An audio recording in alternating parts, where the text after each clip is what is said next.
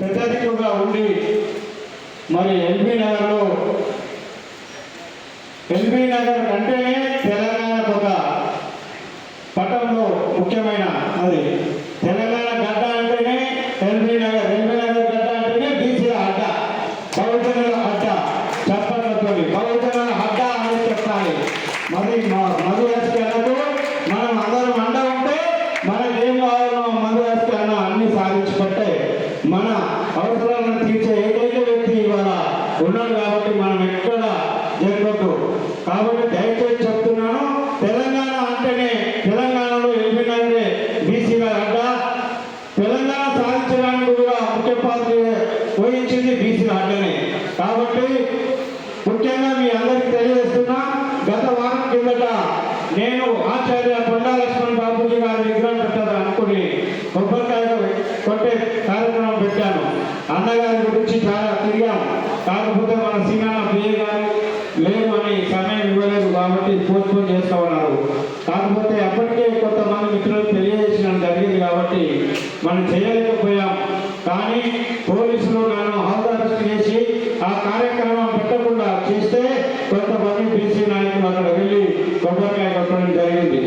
అదేవిధంగా ఇప్పుడు మనం ఏమంటున్నామంటే ఎల్బీ నగర్ గడ్డ బీసీల అడ్డ కాబట్టి అక్కడ ఉన్న మహానుభావులందరూ మా మార్గదర్శకులు కాబట్టి మీరందరూ సహాయ సహకారాలు ఇవ్వాలని ఈ సభావేదిక కోరుతూ మదన్న గారికి ప్రత్యేకంగా మేము ఎల్బీ నగర్లో కొండా లక్ష్మణ్ బాబుని విగ్రహం పెట్టడానికి మీ సహాయ సహకారాలు అందిస్తారని సలహా సూచనలు ఇస్తారని కోరుతూ మేమందరికీ మళ్ళీ పేరున మీ అందరికీ నమస్కరిస్తూ జై బీసీ జై బీసీ కోరుతున్నాం.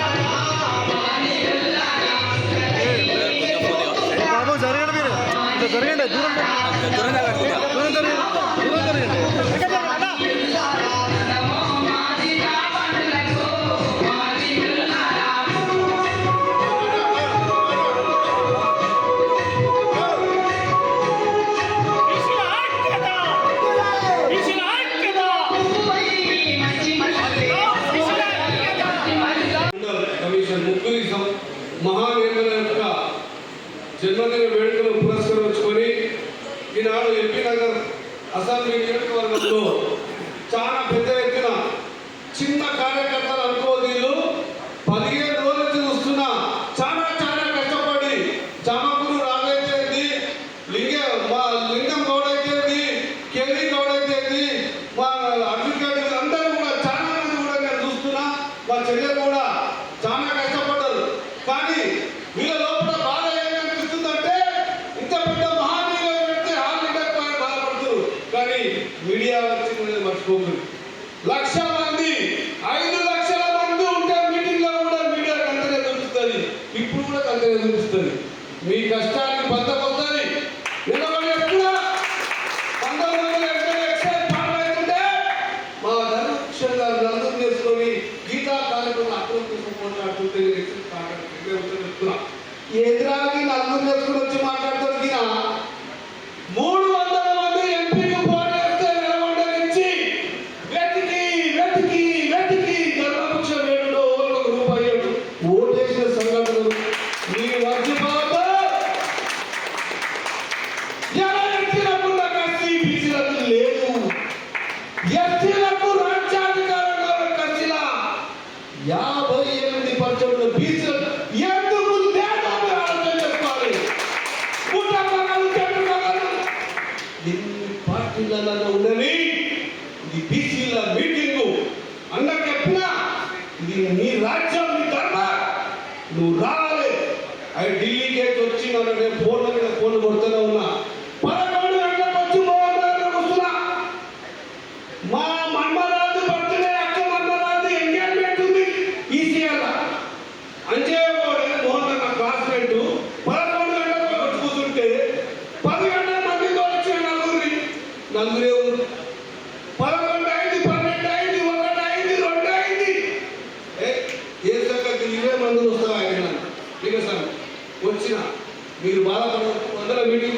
40 ఏళ్ళ కేంద్రం ఉంది.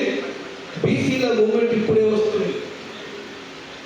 బీసీల మూమెంట్ ఇప్పుడే వస్తుంది. వరియాకురి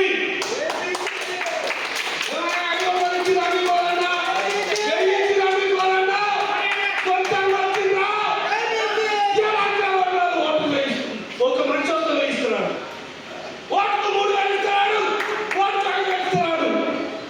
స్వచ్ఛందంగా వచ్చిన మొనగానే మీరు కాదా? జాతీయ నాయకుడు అందరూ రూపాయలు వసూలు చేసుకొని కోట్ల వసూలు చేసుకొని ఓటుకు 2,000 3,000 అన్న సొంతంగా కష్టపడి అమెరికాలో ఉండి 2 సార్లు ఎంపీ అయిన మహానేతలు మా కండకు నెత్తులు వస్తున్నది. ఈ నేత కలిస్తే ఒక ముఖ్యమంత్రి అయితే ఒక డిప్యూటీ సీఎం అయితే చేస్తే పోరాటం గడ్డ మీద కడగట్టి కూర్చున్నాడు. 110 కోట్లు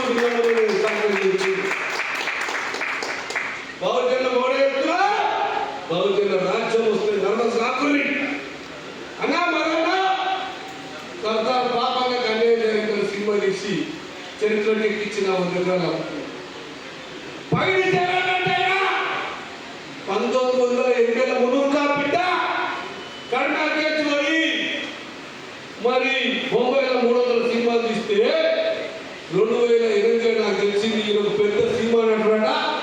దాదాసాహెబ్ ఫాల్కే అవార్డు ఖరీదంట. ఎన్టీ రామారావు పాటలు చైతన్య ఇచ్చిందంట. చంద్రరెడ్డికి అంబేద్కర్ కార్లు ఇచ్చిందంట. నాగేశ్వరరావు కంటే ఎన్టీ రామారావు కంటే రామానాయుడు కంటే ముందు పైడి చేరా తెలంగాణ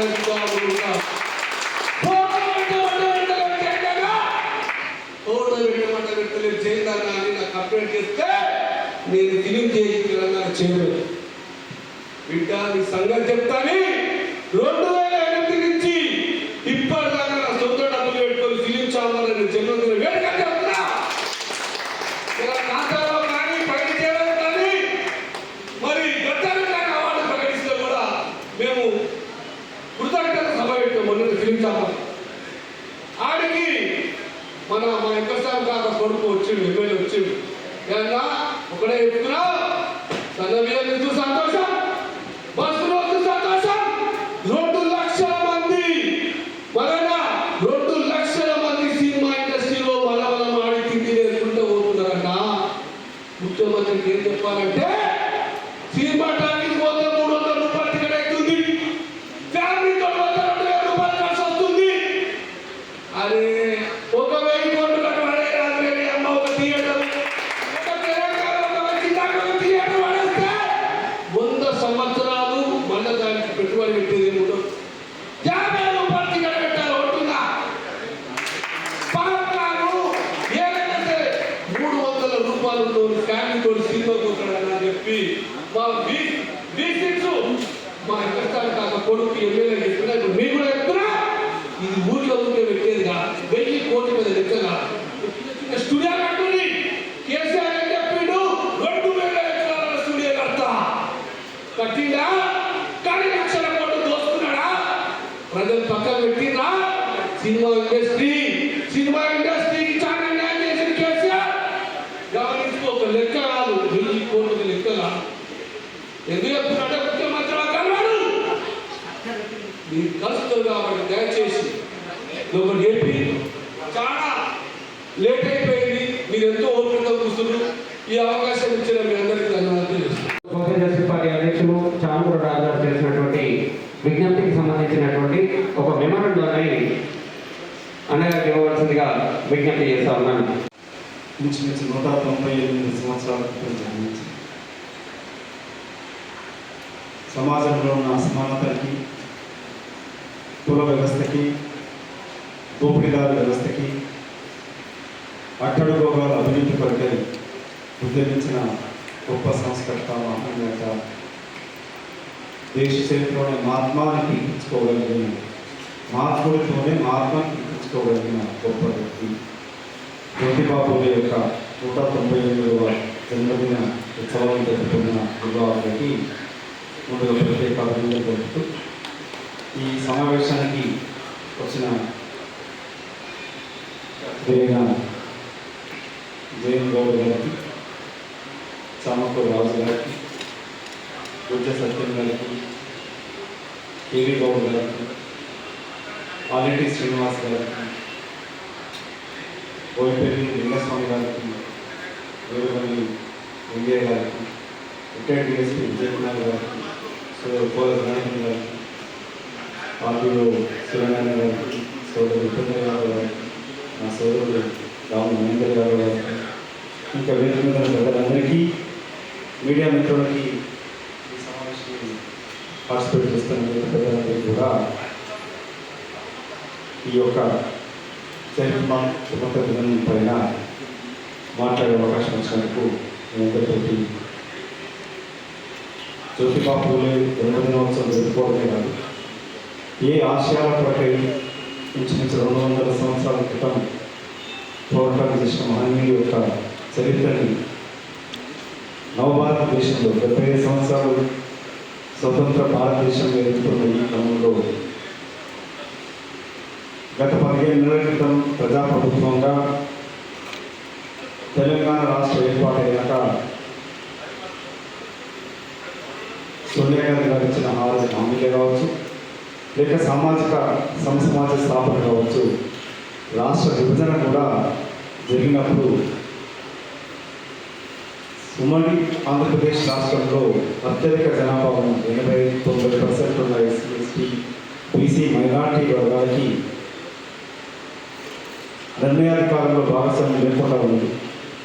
రాష్ట్ర విభజన జరిగినప్పుడు ఇటు ఎస్సీ వర్గీకరణకు సమస్య పరిష్కారం అవుతుంది, అట్టడుగు వర్గాలకి రాజ్యాధికారం నిర్ణయం ఉంటుందని ఆలోచన చేసినప్పుడు రాష్ట్రం ఏర్పడింది. కానీ 10 సంవత్సరాలలో ఇంకా పొడుగు బలహీన వర్గాల యొక్క భవిష్యత్తు అత్యంత గోచరంగా మారింది. అత్యధిక నష్టపోయింది 10 సంవత్సరాల బీఆర్ఎస్ పాలనలో బీసీ వర్గాలు, ఎస్సీ ఎస్టీ బీసీ మైనార్టీ వర్గాలు. అటు కేంద్ర ప్రభుత్వం ఇటు రాష్ట్ర ప్రభుత్వం గత 10 సంవత్సరాలుగా బీఆర్ఎస్ బీజేపీ ప్రభుత్వాలు చేసిన ఏ ఆశయం పనికైతే మనం జ్యోతిబా గురించి చదువుకుంటున్నప్పుడు ఆయన విద్య గురించి చెప్పారు. విద్యనే అన్నిటికీ మూల కారణం. అప్పుడు మహిళలకి విద్య నేర్చుకునే అవకాశం లేకుండా పాఠశాలలు ఏర్పాటు చేశారు, వితంతులకు చదువు నేర్పించారు. సమాజంలో ఉన్న 50% జనాభాను మహిళలకి విద్యను అభ్యసించే అవకాశం కల్పించారు. విద్య మూల కారణం అయినప్పుడు ఆ విద్యని అట్టడుగు వర్గాలకి అందకుండా చేసేది బీజేపీ పార్టీ ప్రభుత్వం ఇచ్చిన కేంద్రం. 10 సంవత్సరాల బీఆర్ఎస్ పాలనలో కూడా విద్య ఇవాళ మన బడుగు బలహీన వర్గాలకి అందరినీ ద్రాక్ష పథకాలుగా మాట్లాడుతుంది. నిన్న ముఖ్యమంత్రి గారు కూడా మాట్లాడుతూ police school, young India police school ఏర్పాటు చేయాలని చెప్పడం జరిగింది. జిహెచ్ఎంసీ ఏరియాలో 290 పైన ప్రైవేట్ స్కూల్ కాలేజీ, రంగారెడ్డి జిల్లాలో 190 ఉన్నాయి, ఇటు మేడ్చల్ జిల్లాలో 150 స్కూళ్ళు చెప్తాము. రాష్ట్రం మొత్తంలో 11,000 పైన స్కూళ్ళల్లో నుంచి 36 లక్షల మంది పిల్లలు చదువుతున్నారు. ప్రైవేట్ పాఠశాల, ప్రభుత్వ పాఠశాలలు 28,000 స్కూళ్ళు ఉన్నా కూడా ప్రభుత్వ పాఠశాల సంఖ్య 16 లక్షలు ఉంటుంది. ఉచిత విద్య కేజీ టు పీజీ విద్య నేర్పిస్తానని చెప్పిన ప్రభుత్వం పార్టీ దోచుకున్నది, దాచుకున్నది. కానీ అట్టడుగు గారికి విద్యను అభ్యసించకుండా దోచేస్తుంది. ఇవాళ మీరు ఏ కాలేజీలో ఏ స్కూల్కి వెళ్ళినా కూడా ప్రైవేట్ స్కూల్ కాలేజీలు దోచుకుంటా ఉన్నాయి. మనకు అంతిమంగా ప్రభుత్వ పరంగా ఏర్పడ్డ యూనివర్సిటీస్లోనేమో నియామకాలు జరగదు. విద్యార్థులు కూడా జేఏసీ కోల జనార్దన్ కూడా మిత్రులు కొన్ని సంవత్సరాలు పోరాటం చేస్తూ ఉంటారు. కానీ యూనివర్సిటీస్లో ఇవాళ ఎందుకు ప్రభుత్వ విశ్వవిద్యాలయాలు ఏర్పరిచినప్పుడు మూతవాడి పరిస్థితికి వచ్చింది. విద్యకు రాను ప్రభుత్వాలు ఖర్చు కూడా తగ్గించడం వచ్చింది. యూపీఏ టైంలో రాజశేఖర్ గారు ముఖ్యమంత్రి ఉన్నప్పుడు కాంగ్రెస్ పార్టీ ప్రభుత్వం ఫీజు రియంబర్స్మెంట్ స్కీమ్ తీసుకొచ్చింది. ఫీజు రియంబర్స్మెంట్ తీసుకురావడంతో ప్రైవేట్ కళాశాలలో కూడా చదువుకుంటున్న మన బడుగు బలహీన వర్గాలకి ప్రభుత్వ ఖర్చుతో చదువుకునే అవకాశాలు కల్పిస్తుంది. ఇవాళ గత 10 ఏళ్ల కాలంలో ఒకసారి గమనిస్తే ప్రైవేటు కళాశాలలు వచ్చినాయి, పాల్గొంటున్నోడికేమో విశ్వవిద్యాలయం తరగతులు వచ్చినాయి, దోచుకుంటోడికేమో ఆ పార్టీకి సంబంధించిన వాడికి ఇంకో విశ్వవిద్యాలయం పర్మిషన్ వచ్చింది. కానీ ఉస్మానియా, కాకతీయ, తెలంగాణ యూనివర్సిటీ, మహాత్మా గాంధీ యూనివర్సిటీ ఇట్లాంటి ప్రభుత్వ విశ్వవిద్యాలయాలు కూడా మూతపడే పరిస్థితి అవుతుంది. నియామకాలు జరగలేదు, టీచర్స్ నియామకాలు జరగలేదు. ప్రభుత్వ పాఠశాలలో కనీస వసతులు లేకపోవడంతో మన పిల్లలు చదువుకునే అవకాశం లేకుండా ఉంటారు. వాళ్ళ జ్యోతిబాబుల గురించి మనం విగ్రహాలు స్థాపించమని అడుగుతూ ఉంటాం, బిల్డింగ్లు వేయడం అనుకుంటాం. కానీ అసలు జ్యోతిబాబులు దేని కొరకు క్షమించినాడు, ఏ వర్గాలకే క్షమించినాడు. సమాజంలో అమెరికా లాంటి దేశంలో నల్ల జాతులపై జరుగుతున్న వివక్షని భారతదేశంలో వివిధ రూపాల వివక్ష జరుగుతుందని అప్పటి బ్రిటిష్ ప్రభుత్వానికి సైమన్ కమిషన్, బ్రిటిష్ ప్రభుత్వానికి వినపాలను అందించిన వ్యక్తి గొప్ప వ్యక్తి జ్యోతిబాబు. సో ఆయన స్మరించుకోవడమే కాకుండా అతను ఏ ఆశయాల కొరకైతే పోరాటం చేసినాడో ఇప్పటికీ అలాంటి వివక్షత కొనసాగుతుందా లేదనేది ఆలోచించాల్సిన అవసరం.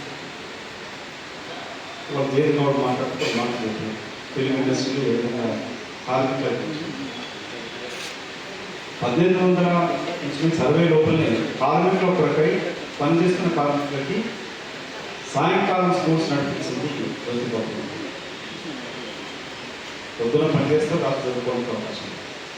చదువు వల్ల అన్నిటికన్నా మరో కారణం ఉంది.